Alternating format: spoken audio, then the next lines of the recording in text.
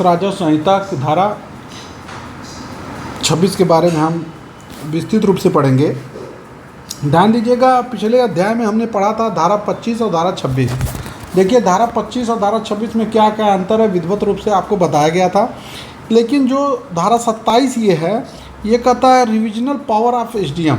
ठीक है, इसका अगर हिंदी में कहा जाए तो उप जिलाधिकारी का पुनर्निरीक्षण संबंधी शक्ति। ठीक है, क्या है? उप जिलाधिकारी का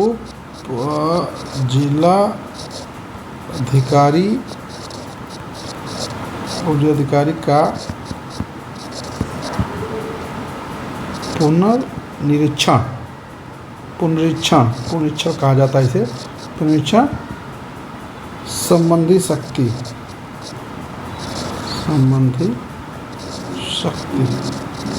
ठीक, ये है। तो यह है उप जिलाधिकारी का पुनरीक्षण संबंधी शक्ति। ध्यान दीजिएगा कि धारा 25 और धारा 26 के तहत कोई फैसला किया गया है। कौन सा धारा? दो धारा आपको बताया गया, धारा 25 और धारा 26 की संबंधी अगर कोई भी फैसला किया गया था, उस फैसले की जांच समीक्षा, जिसे समीक्षा को इंग्लिश में रिवीजन कहते हैं, करने का अधिकार जो है उप जिलाधिकारी महोदय का है। ठीक है, ये हमने समझ लिया। अब समझिएगा एसडीएम साहब को क्या क्या पावर है। ठीक है, पावर ऑफ एसडीएम। ठीक है, तो तहसीलदार द्वारा तय किए गए मामले का फाइल वो अपने पास मंगा सकता है। माने जो तहसीलदार महोदय जो आदेश किए हैं, उस फाइल को जो है अपने पास मंगा सकते हैं, अपने पास जो है मंगा सकते हैं, हाँ, सकते हैं। यह हो गया। अच्छा, यह देख सकता है कि निर्णय सही है या नहीं है। ठीक है ना, निर्णय को देख सकता है, निर्णय किस प्रकार से दिया गया है, निर्णय सही है या नहीं। ठीक, उस निर्णय को अच्छे से वो देख सकता है। ठीक है, अगला समझिएगा, दोनों पक्षों को सुनवाई को अवसर दे सकता है। ठीक है, हर पक्ष में दो पक्ष हो सकते हैं। ठीक है ना, निजी संबंधी है तो दो पक्ष हो सकते हैं। दोनों पक्षों का जो है सुनवाई संबंधी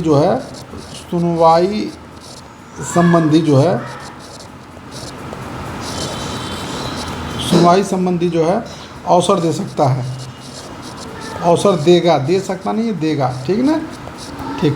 अच्छा, क्या सही है, क्या बदल सकता है, क्या रद्द किया जा सकता है। देखिए समय सीमा जो पुनरीक्षण की है, आप ये बहुत ही महत्वपूर्ण चीज़ है कि इसका समय सीमा क्या है। ठीक है, ये समय, ठीक है, समय सीमा क्या है।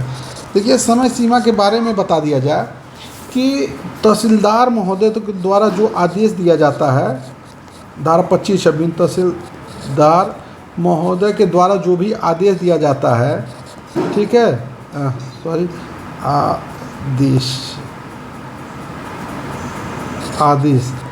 आदेश जो दिया जाता है, उस आदेश के दिन से, कॉन्सेप्ट को समझिएगा, उस आदेश, जिस दिन वो आदेश दिया है उसके 30 दिन के अंदर, ठीक है, 30 दिन के बाद अंदर जो है आवेदन स्वीकार नहीं होगा। 30 दिन के अंदर आपको करना होगा आवेदन। 30 दिन के अगर बाद कर रहे हैं, 30 दिन के बाद कर रहे हैं तो आवेदन स्वीकार नहीं होगा, आवेदन स्वीकार नहीं होगा। ठीक है, इसके मुख्य बिंदु समझ लीजिएगा कि रिकॉर्ड मांगने का अधिकार हो सकता है, दोनों पक्षों की सुनवाई का अधिकार हो सकता है, आदेश संशोधित, रद्द और बरकरार दोनों हो सकता है। ठीक है, क्या आपने वह रिकॉर्ड मांगना, रिकॉर्ड मैंने पहले आपको बता दें, रिकॉर्ड या फाइल मांगना। ठीक है, दूसरा का है दोनों पक्षों की सुनवाई, दोनों पक्षों की सुनवाई। ठीक है, जो भी आदेश है, एक मिनट, जो भी आदेश है, आदेश को क्या कर सकता है, संशोधित। देखिए आदेश में कई प्रकार हो सकते हैं। आदेश कोई अगर कर दिया है तो उस उच्च अधिकारी जो है या तो उसको संशोधित थोड़ा सा कर दें, ठीक है, संशोधित कर दें। दूसरा का कर सकते हैं उसको या तो रद्द कर सकते हैं। तीसरा का है कि बरकरार उसको कर सकते हैं,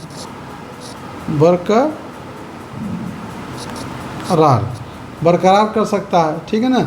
लेकिन ये जान दीजिए कि आवेदन जो भी आदेश हो 30 दिन के अंदर ही मुख्य बात है, ठीक है। तो हमने पढ़ा धारा 27 के बारे में। क्या पढ़ा हमने? मुख्य चीज़ कि 25 और 26 के तहत जो भी तहसीलदार महोदय द्वारा आदेश दिया जा सकता है। 27 में उप जिलाधिकारी महोदय के पास ये अधिकार है कि फाइलों को मंगा सकता है, रिकॉर्ड कर सकता है, दोनों पक्षों की सुनवाई कर सकता है इत्यादि। आप इसमें विधिवत रूप से पढ़ें। धन्यवाद।